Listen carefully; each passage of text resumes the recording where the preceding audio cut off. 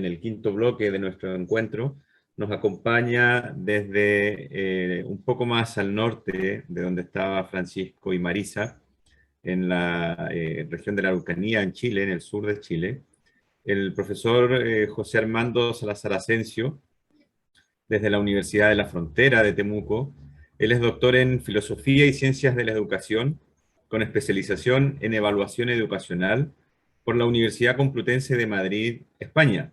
Es máster en Tecnología de la Educación por la Universidad de Salamanca de España, profesor en Ciencias Naturales y Biología por la Pontificia Universidad Católica de Chile, y desde hace 27 años se desempeña como académico jornada completa en el Departamento de Educación de la Universidad de la Frontera, y desde el año 2017 es el director de dicho estamento académico.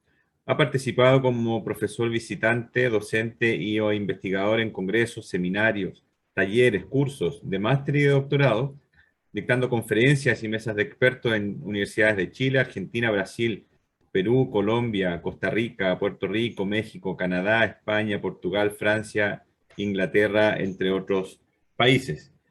Como decía Mónica al principio, el profesor Salazar nos va a acompañar con la conferencia Evaluación del Aprendizaje. Muchas gracias, José, por acompañarnos.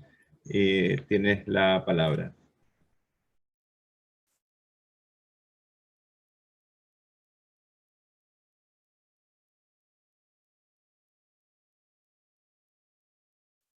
¿Tu audio, José?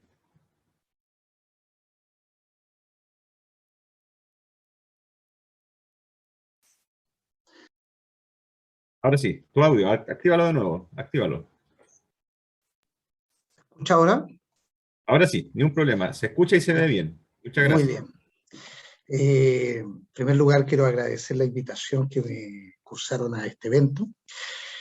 En segundo lugar, saludar a algunos amigos ahí, a Víctor, a Jean-Luc, entre otros que pude alcanzar a divisar.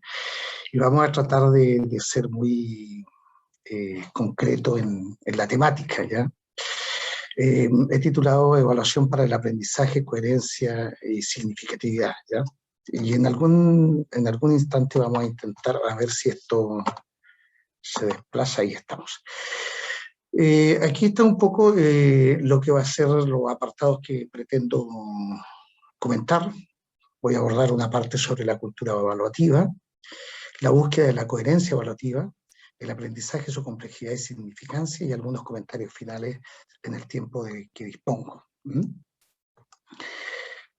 Para hablar sobre cultura evaluativa, punto de partida, me gusta mucho un texto que he encontrado y dice lo siguiente: queridos papá y mamá, desde que vine a este colegio he descuidado el escribiros y lamento mi desconsideración por no haberlo hecho antes. Ahora os pondré al corriente, pero antes de leer mi carta, quiero que estén sentados. No sigan leyendo salvo que estén sentados, ¿de acuerdo? Bueno, pues ahora ya me encuentro bien. La fractura de cráneo y la conmoción que me produjo la caída al saltar por la ventana de mi dormitorio cuando este se incendió a poco de llegar aquí, se han curado perfectamente. Pasé solo 15 días en el hospital y ahora veo casi con normalidad y solo me ataca el dolor de cabeza una vez al día.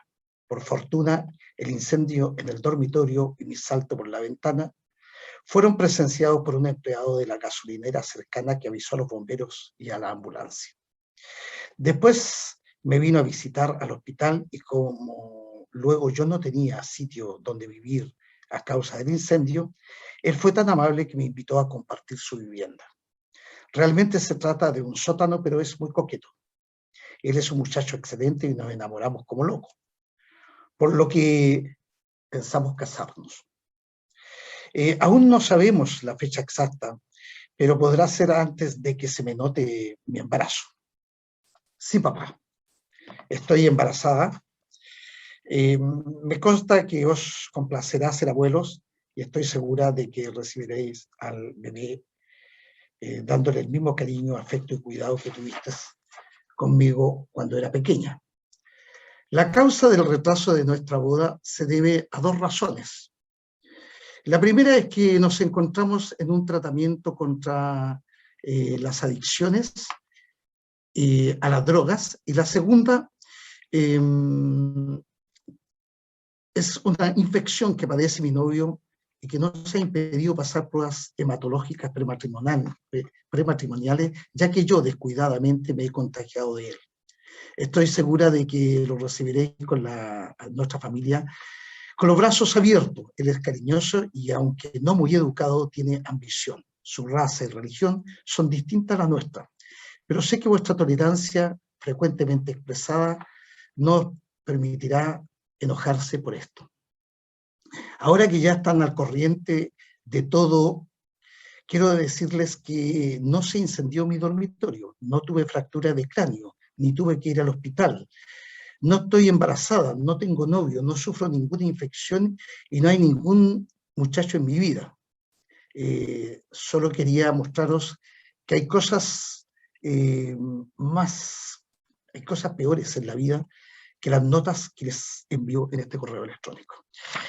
Me gusta empezar cada vez que se me pide que participe en alguna actividad sobre evaluación, en esta cultura que hay sobre que la evaluación es una calificación, se le confunde con la nota, si se aprueba o no se aprueba, y no es precisamente de eso lo que vamos a hablar.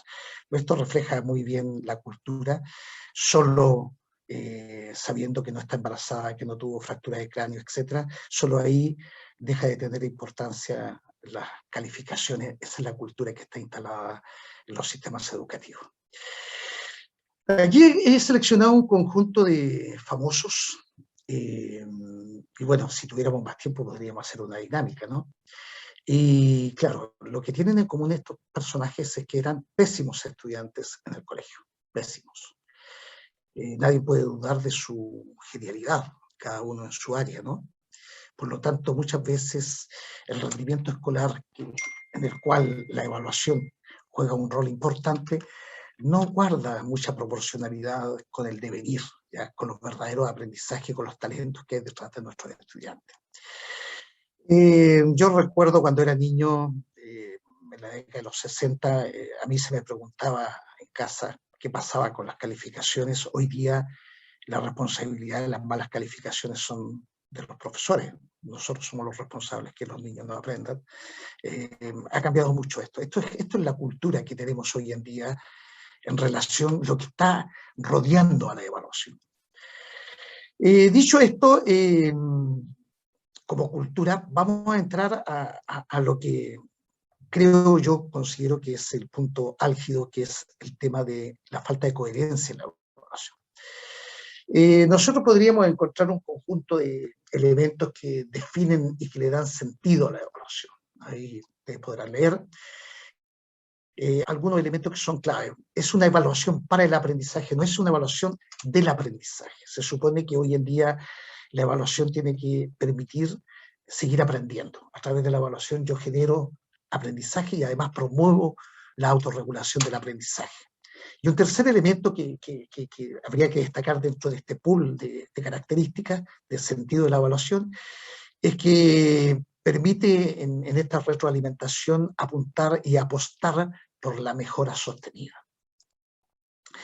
En este sentido, entonces, surgen los cuestionamientos de la evaluación. Sí, aquí hay preguntas que se deben tener respuesta antes de iniciar los procesos, tanto en el profesor como en los estudiantes. Y la primera pregunta que nos surge es ¿qué vamos a evaluar? Espero que se vea el hipervínculo.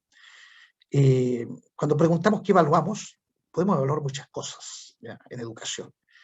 Pero creo que el motivo que nos convoca es lo que aparece en términos de evaluar aprendizajes. Se está viendo, supongo, ¿no? Que alguien me informe. Sí, José, se ve bien. Perfecto, ok. El tema es que cuando se pregunta, ¿pero qué aprendizaje? Y aquí empieza el primer conflicto, que es de carácter no solamente semántico, sino que es de profundidad en el trabajo. Y claro, podemos evaluar habilidades, destrezas, capacidades o competencias. La pregunta es, yo como evaluador tengo claro la diferencia entre una habilidad, una destreza, una capacidad, una competencia. Esto es el primer punto de partida, es decir, necesitamos ahí una precisión que sea compartida de alguna manera desde un punto de vista semántico y que en la práctica podamos nosotros visibilizarla. A grandes rasgos, la habilidad es el milímetro, la destreza es el centímetro, la capacidad sería homologable al metro y las competencias al kilómetro. Como no se trata de una charla y en honor al tiempo, no vamos a precisar más, pero no es lo mismo una habilidad, una destreza, una capacidad, una competencia. Un conjunto de habilidades me da una destreza, un conjunto de destreza me da una capacidad y un conjunto de capacidades me da una competencia. Razón por la cual hay que tener mucha precisión, mucha claridad, qué tipo de aprendizaje es el que estoy evaluando, qué aprendizaje evalúo. ¿Para qué estoy evaluando? Esta es la pregunta que define de una u otra forma sentido, ¿ya? Y claro, depende si yo necesito seleccionar estudiantes, ese es el para qué. Si yo necesito que una persona concluya un proceso de formación, será para titularse. Si yo necesito cumplir con los requerimientos normativos, reglamentarios, será para colocar una calificación que está dentro de un reglamento, ya un número de calificaciones en una asignatura. Pero más allá del listado inconmensurable de para qué evaluamos, la literatura nos dice que la evaluación tendría que ser para mejorar lo que estamos evaluando. Siempre se pueden hacer las cosas mejor que como se están realizando. ¿Cómo vamos a evaluar?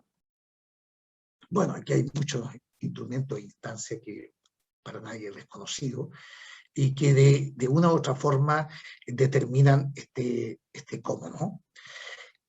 ¿Y quién evalúa? Fundamentalmente los informantes.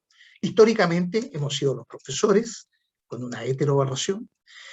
Desde hace ya largo tiempo se han incorporado los estudiantes con una co- y una autoevaluación, y hoy en día existe una fuerza, desde un punto de vista de las investigaciones que están en curso, que los padres tienen mucho que decir en materia de evaluación.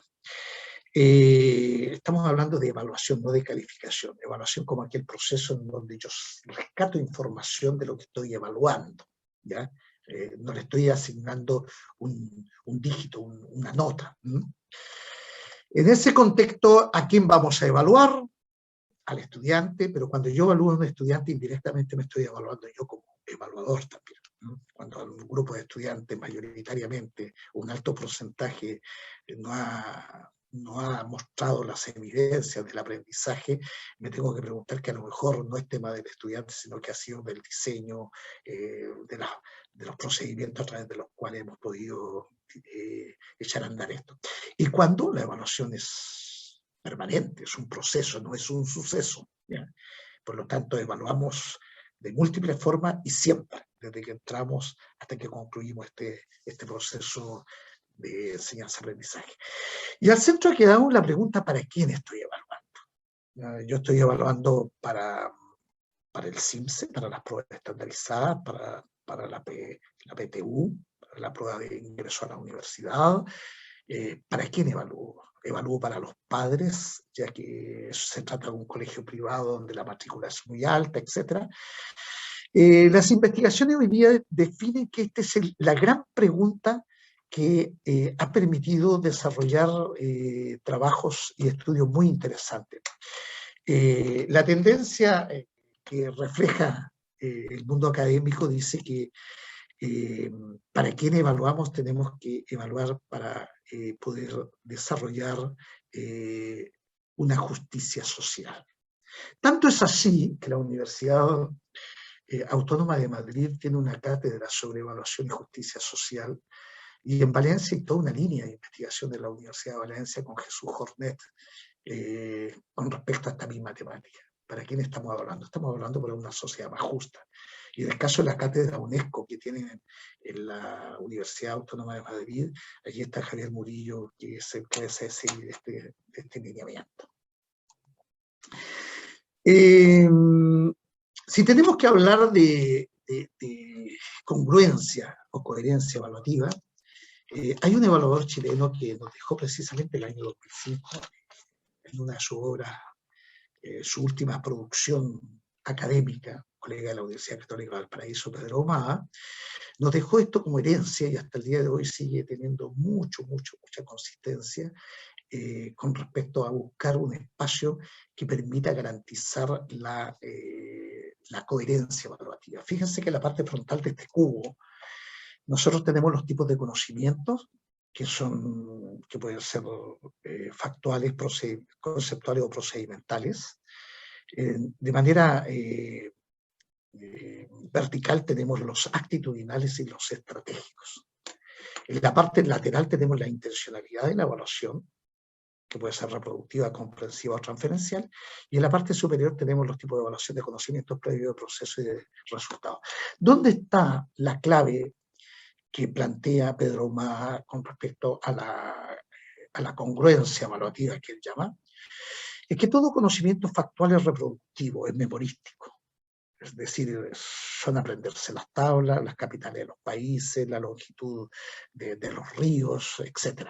La superficie de la población. Son datos que nosotros los podemos encontrar en Google tranquilamente. Pero nosotros necesitamos estos conocimientos reproductivos factuales para poder construir conocimientos conceptuales. Y todos los conocimientos conceptuales son comprensivos. Pasamos inmediatamente a una categoría de cognición interesante. Y cuando nosotros hemos adquirido la plataforma de la comprensión, podemos desarrollar lo que son los conocimientos procedimentales, que en definitiva van a elementos de transferencia o resolución de problemas. Por lo tanto, la evaluación de conocimientos factuales deben ser preguntas reproductivas. La evaluación de conocimientos conceptuales deben ser comprensivas y la evaluación de conocimientos procedimentales deben ser de transferencia. Fíjense que en la parte frontal, tanto lo actitudinal como lo estratégico está localizado desde un punto de vista vertical. Es porque se trata de que tanto lo actitudinal como los aprendizajes estratégicos se trabajan en la transversalidad del currículo. Esto es interesante porque muchas veces nosotros definimos un tipo de conocimiento que tiene que adquirir en definitiva un aprendizaje el estudiante, lo definimos factual y luego el estudiante termina ejercitando algo que no es factual y se le pregunta algo que tampoco es factual. Y ahí, este es el tema clásico del quehacer evaluativo que se logra percibir con mayor frecuencia en las prácticas docentes. Hay un autor que a mi juicio es quien hoy en día lleva el pandero a nivel mundial, que es Philippe Arnaud. Tiene este libro que es maravilloso. Y a grandes rasgos él plantea como un par de ideas claves. ¿Ya? Él es el director y fundador del Laboratorio de Innovación y Formación en Educación. Él es sociólogo, por cierto, en Suiza. Y él plantea como dos grandes ideas. Uno dice de la evaluación de la producción de la excelencia a la regulación del aprendizaje. Coloca esto a la palestra. Es decir, la evaluación no solamente tiene que determinar cuán excelente es el aprendizaje logrado, sino cómo genera regulación en el aprendizaje. Es decir, cómo permite la evaluación transformarse en una herramienta para que el sujeto siga aprendiendo. Y plantea dos cosas más allí, una que es algo que rescata de la literatura universal de evaluación, que tiene que ver con la evaluación formativa como manifestación de evaluación continua, y otra que es el contrato didáctico. Cuando se plantea el contrato didáctico, dice que la evaluación se ha de democratizar, en donde tiene que haber una participación activa fuerte del estudiante. Por lo tanto, cobra mucho sentido el tema de la coevaluación y de la autoevaluación, entre otras cosas. Por lo tanto, se rompe esta cosa lineal donde la evaluación era el último elemento del currículum. Hoy día el corazón del currículum es la evaluación. a través de ella se genera una simbiosis entre aprendizaje y evaluación, y las tareas no vienen nada más que a reforzar precisamente aquello. No es que la evaluación venga al término de este proceso y que ha sido históricamente como el pariente pobre de la estructura del currículo. Por lo tanto, si nosotros tenemos que hablar de coherencia evaluativa, el gran problema que tenemos es que ¿cómo sintonizan? ¿Cómo conversan? Primero, ¿qué tiene que aprender el estudiante? Capacidad, destreza, habilidades, lo que sea. ¿Cómo va a ejercitar este aprendizaje? ¿Y cómo va a demostrar que aprendió? ¿Dónde está la evidencia? Aquí hay una triangulación de coherencia. Es decir, si el alumno tiene que aprender A, ha de ejercitar A, y se le tendrá que exigir una evidencia donde esté la letra A. Muchas veces queremos que aprenda A, ejercitamos B y le preguntamos Z.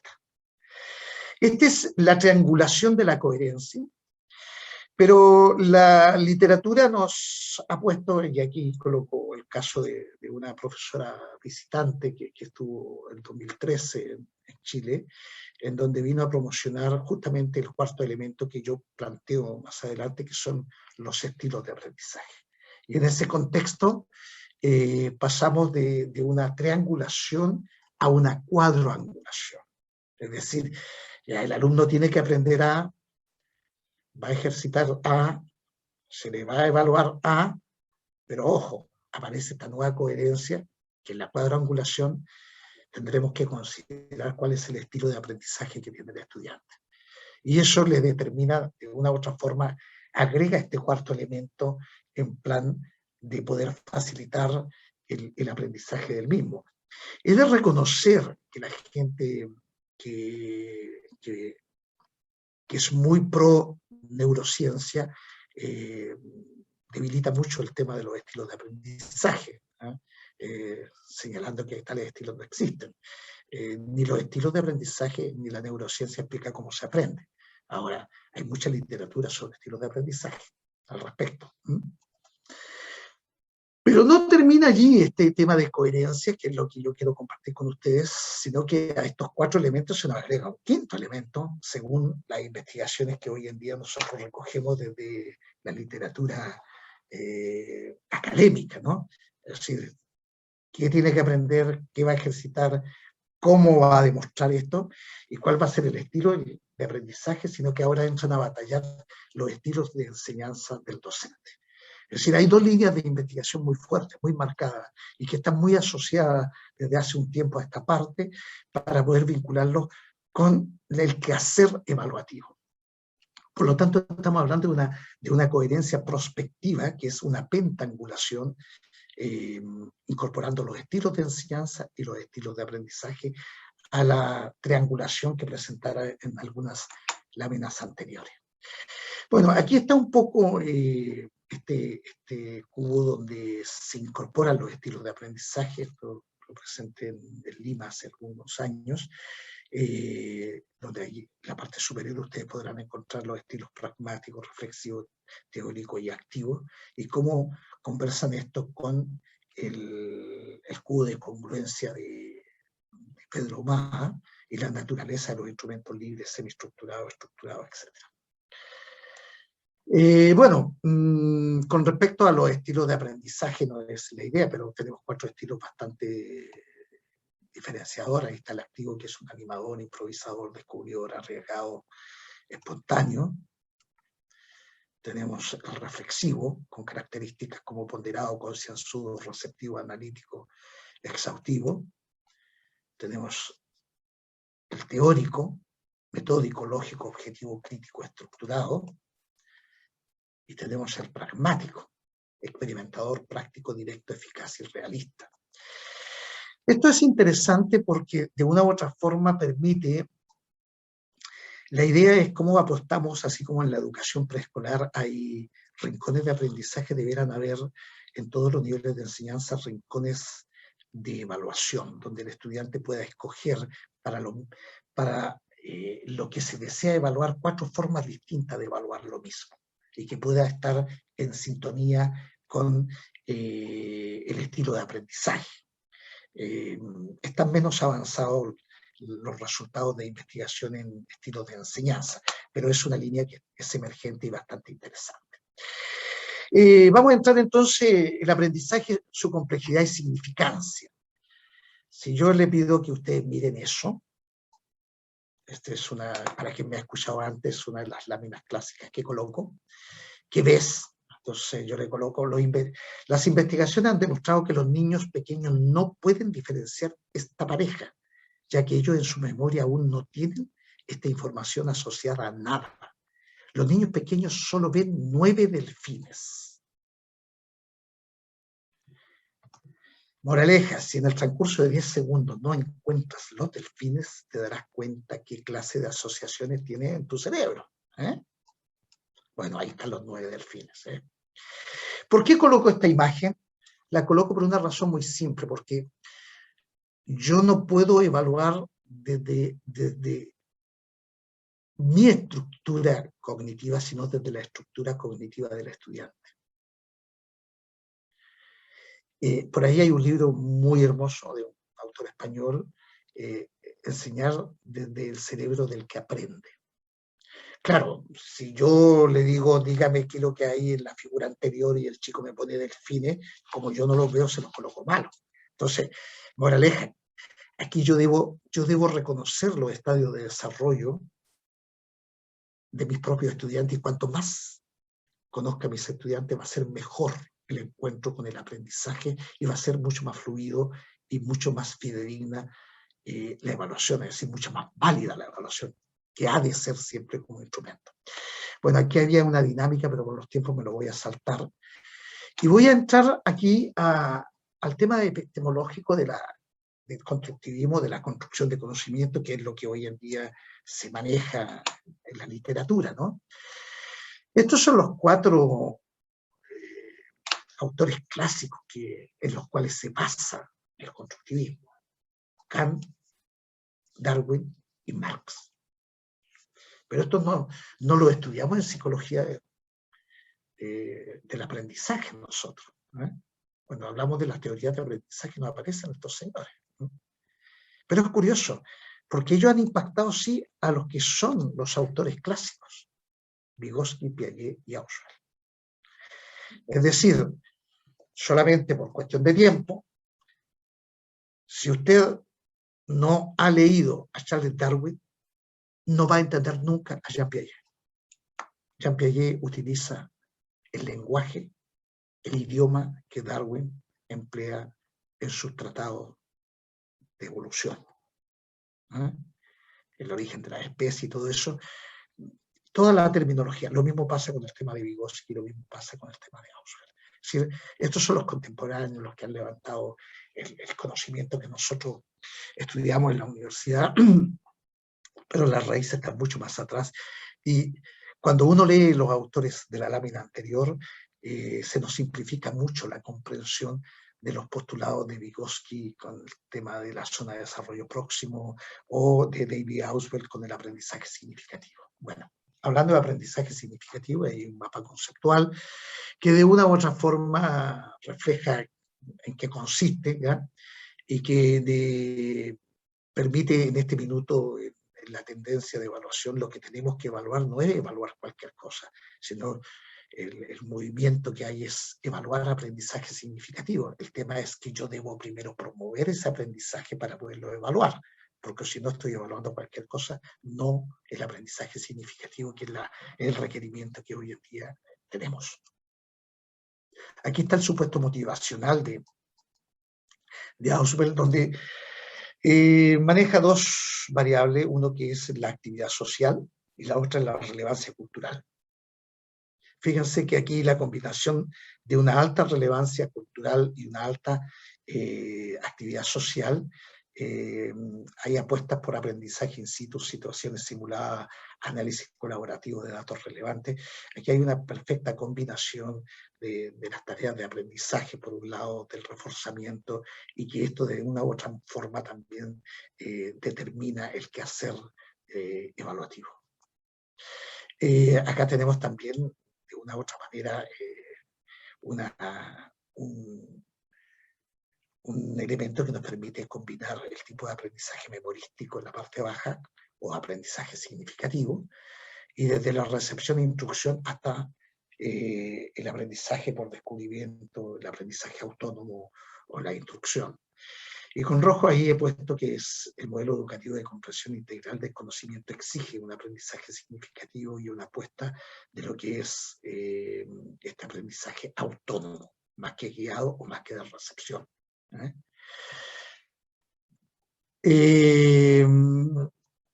Vuelvo a Pedro Ahumada. Él permite distinguir 6 elementos para poder garantizar que se geste el aprendizaje significativo en la tarea docente.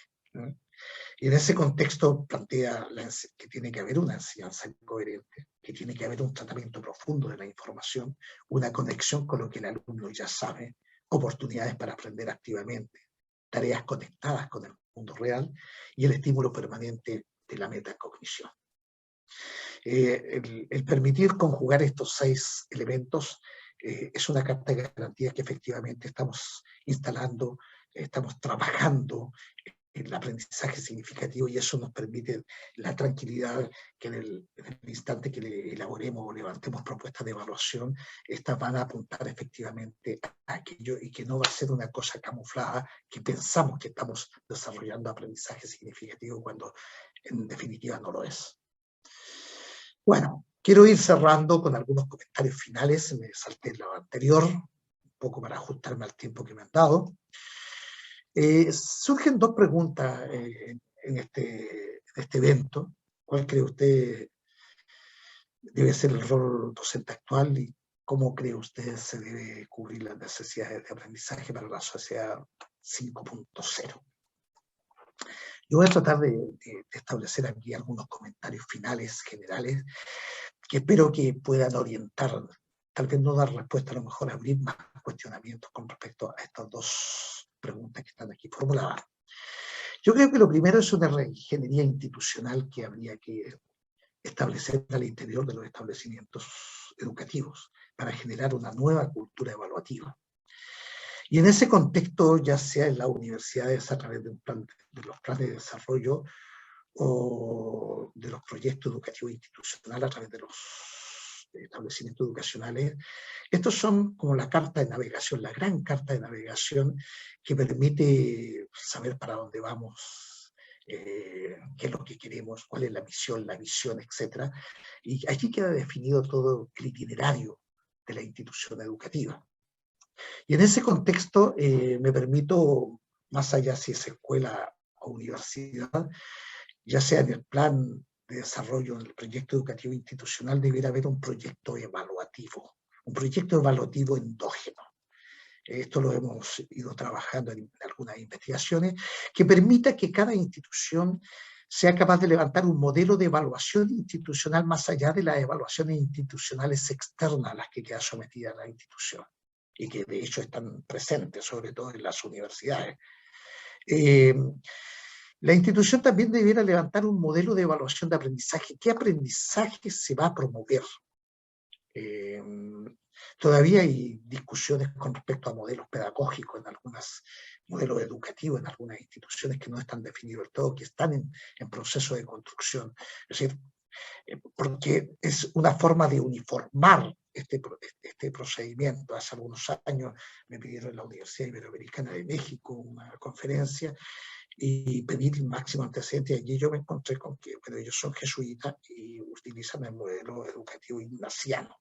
Y me tuve que empapar con aquello para ver cuál era el tipo de modelo pedagógico que promovían con respecto a ello, que lo desconocía plenamente. Entonces, la institución, cuando logra ser capaz al interior de decir, mire, esta es la institución, este es nuestro modelo de evaluación institucional endógeno, estos son los aprendizajes que nosotros vamos a promover, y estos aprendizajes son compartidos por todos, la verdad es que se hace mucho más fácil el proceso. La propuesta es que todas las instituciones educacionales debieran tener una evaluación docente endógena. La pregunta es cuándo un docente va a ser un buen docente en esta institución. Una cosa son cosas genéricas de evaluación docente, pero no necesariamente un buen docente en un establecimiento A es un buen docente en un establecimiento C. O sea, para eso hay que definir qué características tienen los estudiantes, qué características tiene la institución, etc. Y es de allí poder definir todos en conjunto el perfil de cuándo un docente va a ser de calidad, cuál es el perfil que se requiere allí. Y eso no lo hacen las empresas acreditadoras de acreditación, sino que lo hace la propia institución. Y por último, tiene que tener un modelo para evaluar los programas que está impartiendo, ¿no? No porque estén allí, se necesita una dinámica permanente para poder evaluar. Cuando nosotros somos capaces al interior de una institución construir modelos de evaluación en estos 4 aspectos, son de largo tiempo. Construir unas propuestas de evaluación a nosotros nos ha llevado en algunos colegios 8 años levantar propuestas de evaluación docente endógena, por ejemplo, o de evaluación de aprendizajes, ¿ya? Pero son programas, tal como está ahí, como está dentro de un plan o de un proyecto educativo institucional, esto está dentro de un proyecto evaluativo que no es el reglamento de evaluación, que lo quiero dejar claro. Y en ese contexto, cuando esto es levantado endógenamente, se genera un tema de identidad, un tema de poder sentir suyo la propuesta evaluativa. No es una cosa amenazante, y eso permite mirar la evaluación con ojos distintos, con un prisma diferente a esta evaluación tan externa a la cual siempre ha quedado sometido la institución y el ejercicio de nuestra profesión. Otra cosa que quiero sacar aquí a colación es el aprendizaje de la docencia remota del año pasado y de este año. Yo creo que habiéndonos visto en la obligación de hacernos profesores virtuales o remotos, algo habrá quedado y algo va a quedar en nosotros. Por lo tanto, esto no es que vaya a desaparecer, sino cómo lo rentabilizamos. Y ahí nosotros tenemos ahí una gráfica que refleja muy bien el tiempo de interacción docente-estudiante con la variable evaluación formativa. Y claro, vamos viendo que a menor número de estudiantes, a mayor tiempo de interacción docente-estudiante, la evaluación formativa es mucho más, el impacto es mucho mayor. También todo el tema de lo que ha surgido fruto de esto, de las rúbricas de diarios reflexivos, que son dinámicos, que hemos ido encontrándonos y que hemos ido compartiendo en este escenario, sin lugar a dudas viene a apostar mucho. Aquí hay una colega, Katy Dyer, que ella, a diferencia de lo que se había venido haciendo, que era llevar la evaluación presencial a los ambientes virtuales, ella ha tenido un tremendo éxito porque ha logrado desarrollar herramientas digitales y aplicaciones para el éxito de la evaluación formativa.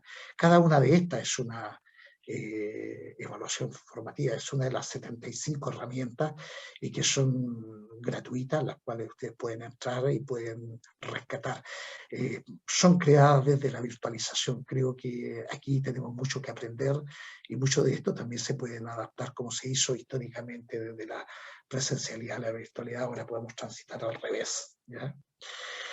Y un poco de futurología en varios aspectos, entre otras cosas en evaluación, ¿ya?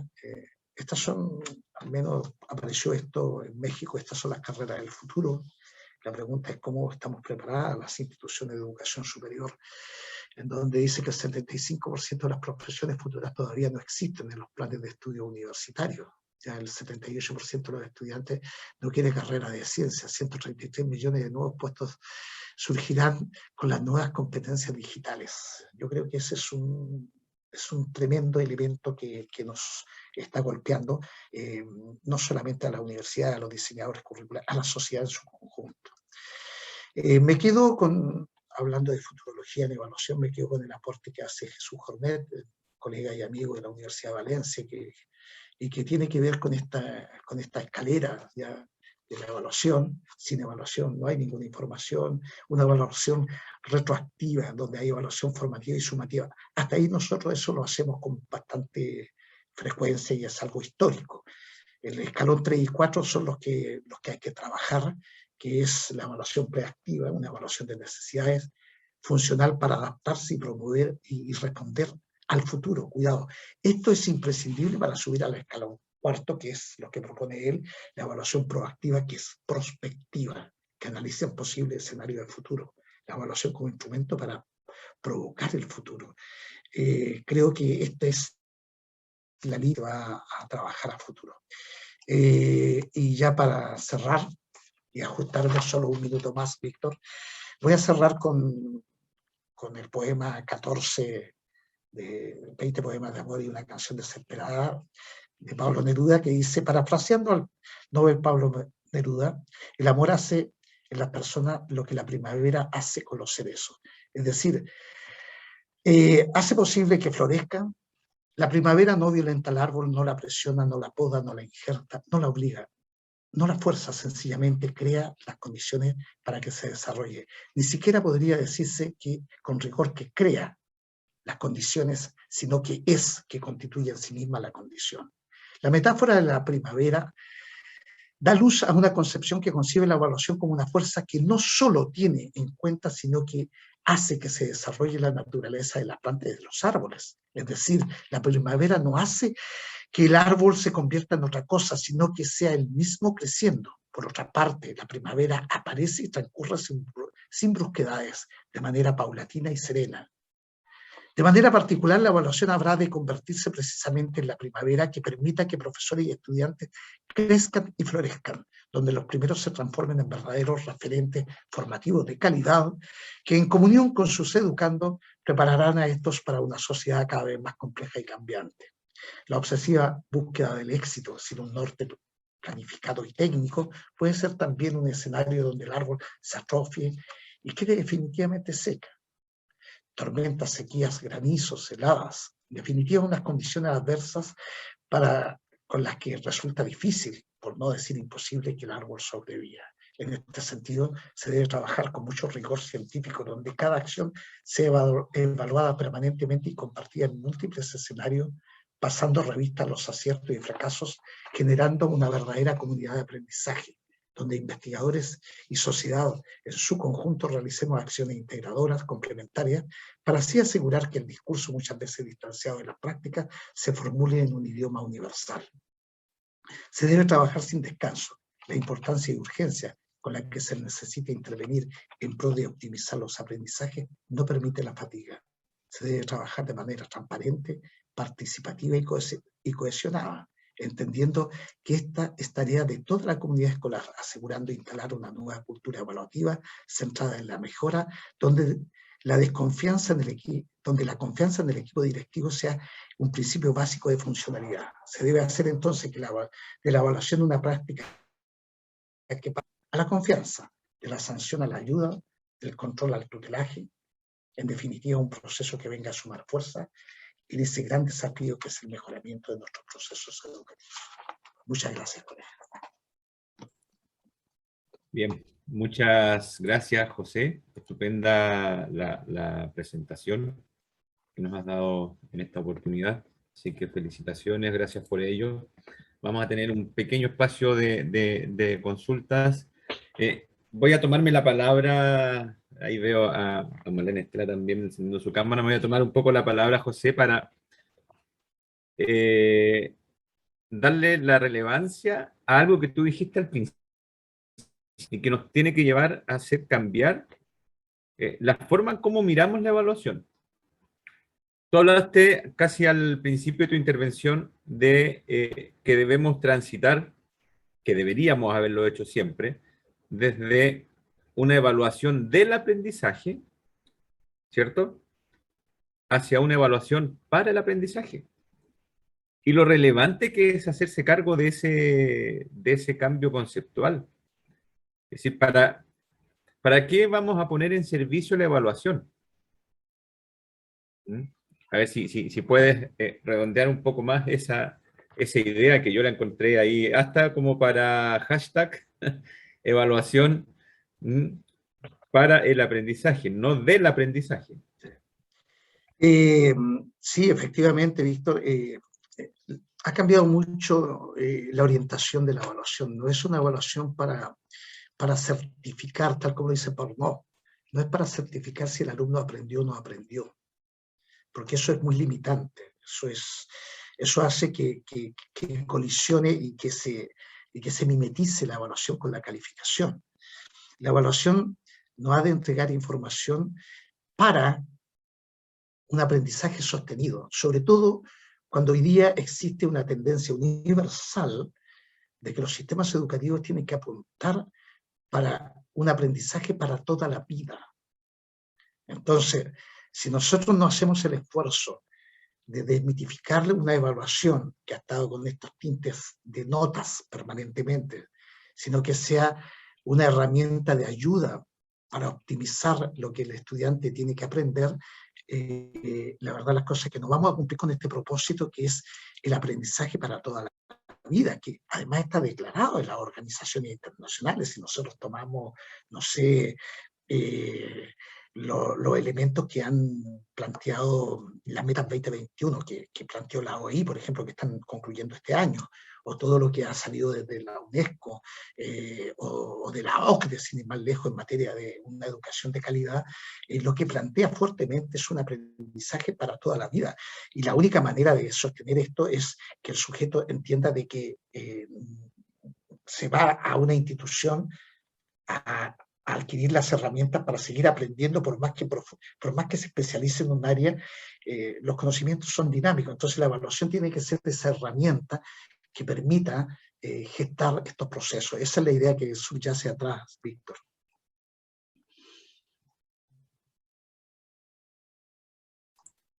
Muchas gracias, María Victoria. Ya estamos en el tiempo, no queremos extendernos más. Tuviste, José, igual, comenzaste, yo creo que con muchas presentaciones, porque los temas eran muy, muy atractivos. Daban para seguir conversando. Yo veía también en la transmisión en YouTube lo animado que estaba en la sala con Eduardo Ignacio, la de Eduardo antes.